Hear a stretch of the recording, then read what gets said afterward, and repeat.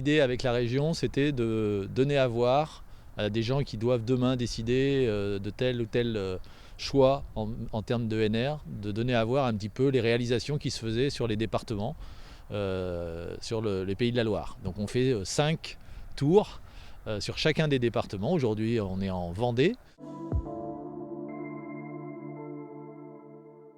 L'idée, c'est d'inviter des Vendéens élus, chefs d'entreprise, ou en tout cas décideurs, pour justement les emmener sur des installations différentes d'énergie renouvelable et en même temps leur présenter aussi un petit peu l'accompagnement à la fois de la région et de l'ADEME et en particulier d'un réseau qu'on finance et qu'on anime avec la région qui s'appelle le réseau des ENR, dans lequel on va trouver des conseillers sur les territoires, donc en Vendée, ici, qui sont en fait les premiers interlocuteurs des collectivités et des entreprises qui ont des projets d'ENR, et donc pour essayer de les aider à faire des études d'opportunité ou des études de faisabilité pour savoir quel ENR je vais choisir demain pour mon installation.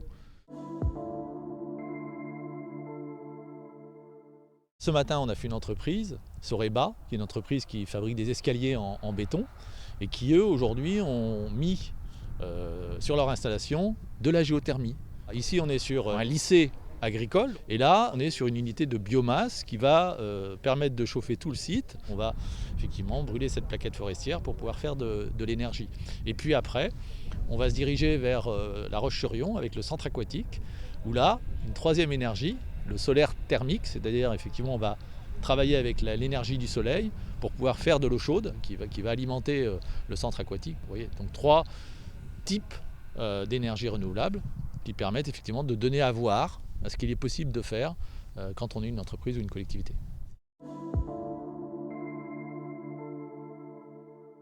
Je trouvais l'idée de la journée très intéressante, d'aller voir plusieurs installations de différents types pour essayer de réfléchir à l'avenir des installations pour Manitou. Sur ces idées d'énergie, on a des gros sujets de décarbonation. On a un ancien restaurant scolaire qu'on voudrait réhabiliter. C'est vrai qu'on a des projets de rénovation de bâtiments voire de réhabilitation de bâtiments. Il y a plein de nouveautés dans les énergies renouvelables et c'est important de se mettre à la page et puis d'essayer en fait de concrétiser, de regarder les gens qui ont déjà utilisé ces énergies-là pour voir ce qu'ils en ont fait.